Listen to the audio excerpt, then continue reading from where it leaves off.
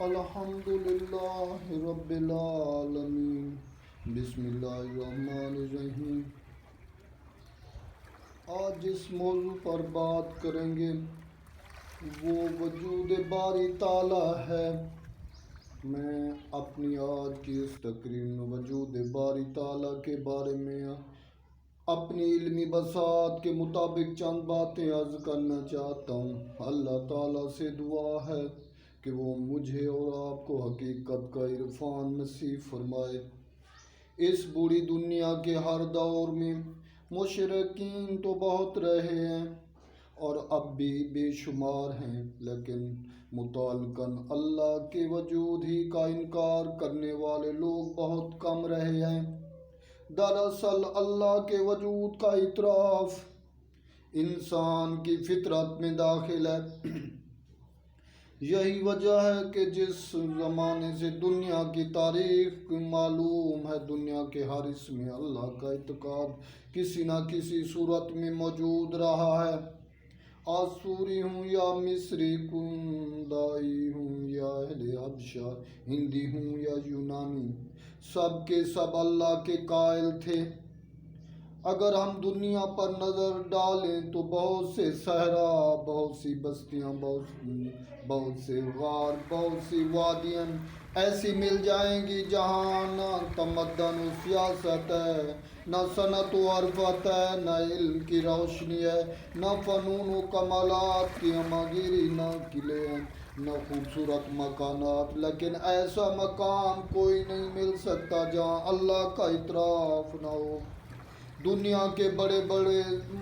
فلسفی اور محقق جن کی فلسفانہ مشرفیوں اور تحقیقات پر مغرب و مشرق کو بڑا ناز ہے، ان میں سے کوئی بھی ایسا نہ تھا جو ایک بالا تر ہستی کے وجود کا منکر ہو۔ ارسطو اور افلاطون اور دوسرے تمام بڑے بڑے فلاسفہ اللہ کی پرستش کرتے تھے۔ یوں تو اللہ تعالیٰ کے وجود پر بے شمار خارجی اور داخلی دلائل موجود ہیں، لیکن کائنات کا حسن وہ سب سے پہلی چیز ہے جو صاحب ذوق انسان کو اپنی طرف متوجہ کرتا ہے۔ اس کائنات کے ہر جز سے حسن و زیبائی کا اظہار ہوتا ہے۔ یہ بھی تو ہو سکتا تھا کہ کائنات تو ہوتی مگر اس پر حسن و جمال کی نقاب نہ ہوتی، درخت ہوتے مگر شاخوں کی ترتیب اور پھلوں اور پھولوں کی رنگ رنگائی نہ ہوتی، زمین ہوتی مگر اس میں ندی نالوں کا شور اور باغ و چمن کا ظہور نہ ہوتا، ستارے ہوتے مگر روشنی نہ ہوتی، پھول ہوتے مگر رنگ و بو نہ ہوتا، پربت ہوتا مگر ستاروں کا جرمٹ نہ ہوتا، زمین ہوتی مگر سبزے کی چادر نہ ہوتی، چاند ہوتا مگر چاندنی نہ ہوتی، سورج ہوتا مگر کرنیں نہ ہوتی، گویا نگاہ ہوتی مگر نگاہ نوازی نہ ہوتی، کان ہوتے مگر ان کی حلاوت کا کوئی سامان نہ ہوتا۔ انسانی علم و نزل آج تک اس سوال کا جواب نہ دے سکا کہ یہاں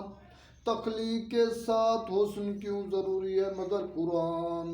جواب دیتا کہ یہ سب کچھ اس لیے ہے تاکہ انسان حسن کائنات کا مشاہدہ کرے اور اختیار پکار اٹھے۔ وجود باری تعالیٰ کی ایک اور واضح دلیل یہ ہے کہ سائنس ہمیں بتاتی ہے کہ کائنات 500 ملین یعنی 50 کروڑ کہکشاں پر مشتمل ہے، اور ہر کہکشاں میں 1 لاکھ ملین یعنی 1 خراب یا سے کم و بیش ستارے پائے جاتے ہیں،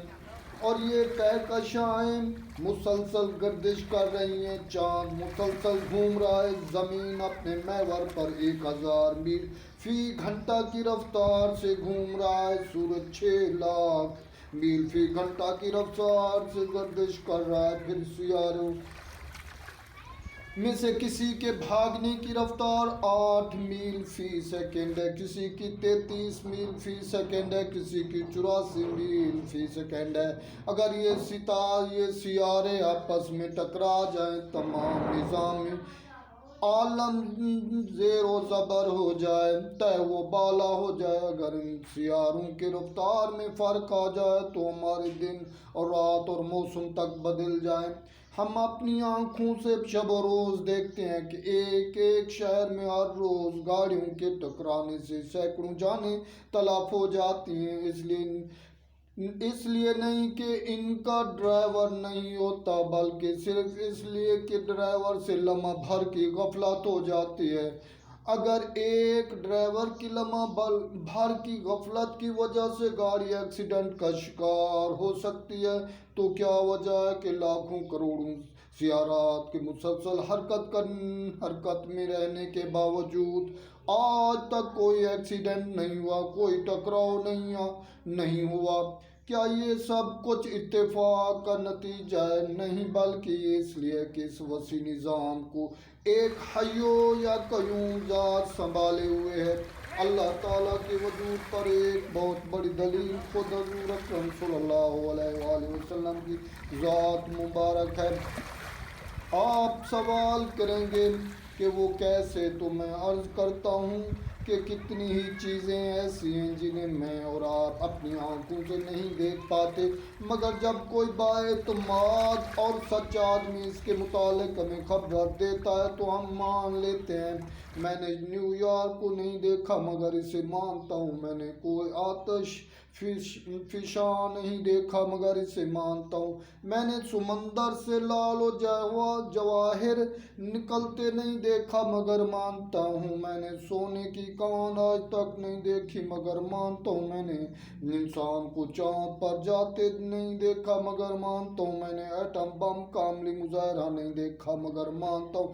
میں نے ابراہیم علیہ السلام کو نہیں دیکھا مگر مانتا ہوں، میں نے موسیٰ علیہ السلام کو نہیں دیکھا مگر مانتا ہوں، میں عیسیٰ علیہ السلام کو نہیں دیکھا مگر مانتا ہوں، میں نے ہلاکو خان اور چنگیز خان کو نہیں دیکھا مگر مانتا ہوں۔ میں کیوں مانتا ہوں؟ آپ سب کیوں مانتے ہیں؟ صرف اس لیے کہ ہم نے ان کے وجود کے متعلق بااعتماد لوگوں سے سنا ہے، اس لیے ہم ان کے وجود کو تسلیم کرتے ہیں۔ مجھے کہنے دیجیے کہ اگر ہم ان اندیکھی چیزوں کے وجود کو عام لوگوں کے کہنے پر تسلیم کر سکتے ہیں، تو جس اللہ کے وجود کی گواہی لاکھوں سچے اور مقدر انسان دیں، جس کے وجود کی گواہی کائنات کا ذرہ ذرہ دے، جس کے وجود کی گواہی ارض و سما دے، جس کے وجود کی گواہی ابر و باران دے، جس کے وجود کی گواہی شمس و قمر دے، جس کے وجود کی گواہی شجر و حجر دے، جس کے وجود کی گواہی نفس انسانی دے، جس کے وجود کی گواہی آدم صفی اللہ دے، جس کے وجود کی گواہی ابراہیم خلیل اللہ دے، جس کے وجود کی گواہی اسماعیل ذبح اللہ دے، جس کے وجود کی گواہی موسیٰ کلیم اللہ دے، جس کے وجود کی گواہی عیسیٰ روح اللہ دے، اور جس کے وجود کی گواہی سچوں کا سردار، صدیقوں کا بادشاہ، امینوں کا سرخیل، دیانتداروں کا سپہ سالار محمد الرسول اللہ دے۔ کیا میں اس وجود کو تسلیم نہ کروں؟ اور کون محمد الرسول اللہ؟ وہ محمد الرسول اللہ جس کی صداقت پر دشمنوں کو بھی اعتماد تھا، جس کی امانت و دیانت کا تذکرہ اس کے حادثوں کی زبان پر تھا، جسے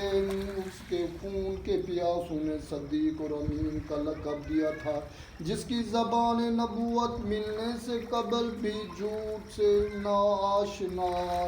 آشنا تھی۔ تو کیا کائنات کے سردار کے بتانے کے باوجود اللہ کے وجود کو تسلیم نہ کروں؟ اس سے بڑا ستم اور تعصب کیا ہوگا کہ میں عام لوگوں کے کہنے پر تو اندیکھی چیزوں کے وجود کو تسلیم کر لوں،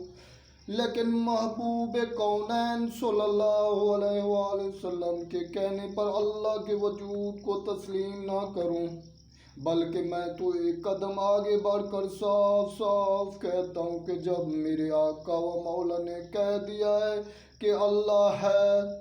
तो अब मुझे अल्लाह के वजूद पर किसी दलील की ज़रूरत नहीं। आप सल्लल्लाहु अलैहि वसल्लम का फरमाना मेरे लिए क्या बल्कि हर मुसलमान के लिए आखिरी हुज्जत व शगाफ। कहता हूँ मैं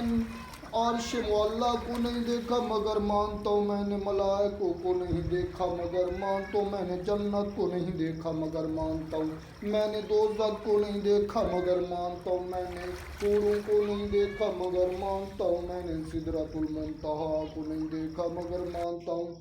सिर्फ और सिर्फ इसलिए मानता हूँ कि मेरे आका ने बताया, कायनात के सरदार ने बताया, नबियों के सलार ने इन सब चीज़ों को वजूद की गवाही दी। और जब आप सल्लल्लाहु अलैहि वसल्लम ने गवाही दे दी तो अब मुझे किसी दूसरी दलील की ज़रूरत नहीं।